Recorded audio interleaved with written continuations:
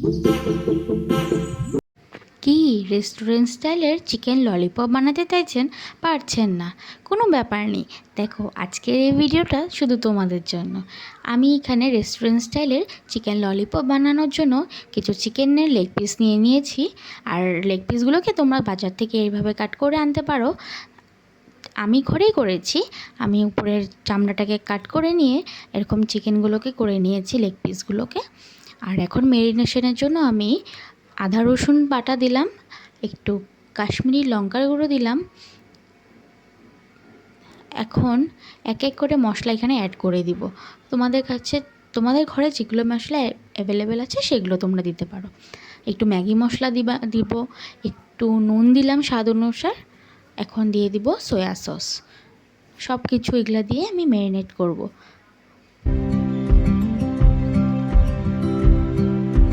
দেখো, আমি সব দিয়ে দিলাম, একটু মশলা দিয়ে দিলাম, ম্যাগি মশলা দিয়েছি, সব দিয়ে মশলা দিয়ে এখন আমি এটাকে ম্যারিনেট করে আর লাস্টে একটা ডিম দিয়ে দিব। দেখো, ডিম দিলাম আমি। ডিম ফাটিয়ে দিলে দেখো লাস্টে ডিম দিয়ে আর কর্নফ্লাওয়ার দিব একটু, আর ময়দা দিব। এগুলা দিয়ে আমি ম্যারিনেশন করে অল্প আধা ঘন্টার জন্য এটাকে ঢাকা দিয়ে রাখলাম।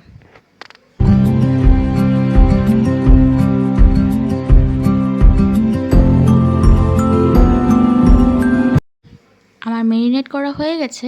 এখন আমি এটাকে ঢাকা দিয়ে রাখবো আধা ঘন্টার জন্য, যাতে মশলাগুলো চিকেনের ভিতরে ঢোকে।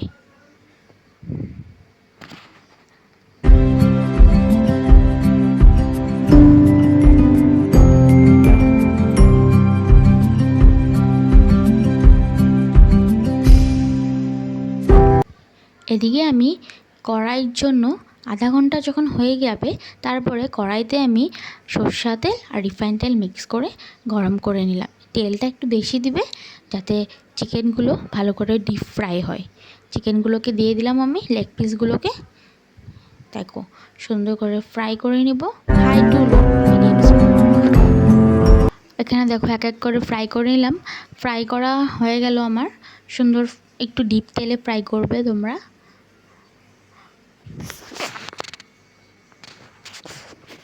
ফ্রাই করা হয়ে গেছে আমার, সুন্দর রেড রেড হয়ে গেছে ফ্রাইটা। এখন আমি কড়াইয়ের মধ্যে একটু বাটার অ্যাড করলাম। বাটার অ্যাড করে ওখানে আদা রসুন বাটা দিয়ে দিলাম। আদা রসুনটাকে আমি একটু ঘষে রেখেছিলাম, ওটাকে দিয়ে দিলাম কড়াইতে। ফ্রাই করা হয়ে গেলে তারপরে আমি এখানে পেঁয়াজ অ্যাড করে দেব।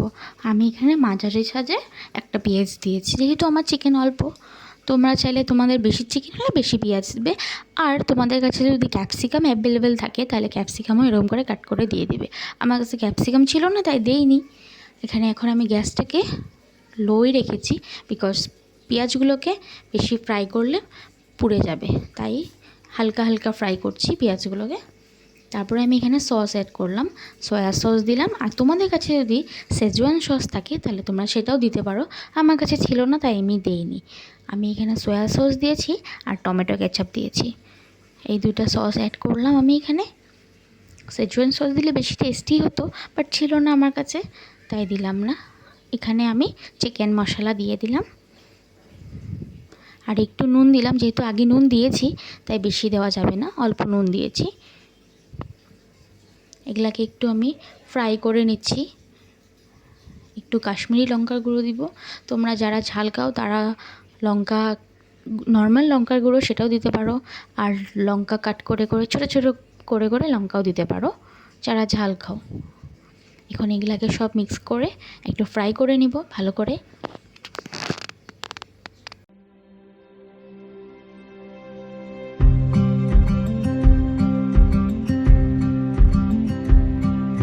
তারপরে একটু চিনি অ্যাড করে দিলাম, 1 চামচ চিনি দিয়ে দিব, যাতে লবণ আর চিনির ব্যালেন্সটা ভালো থাকে।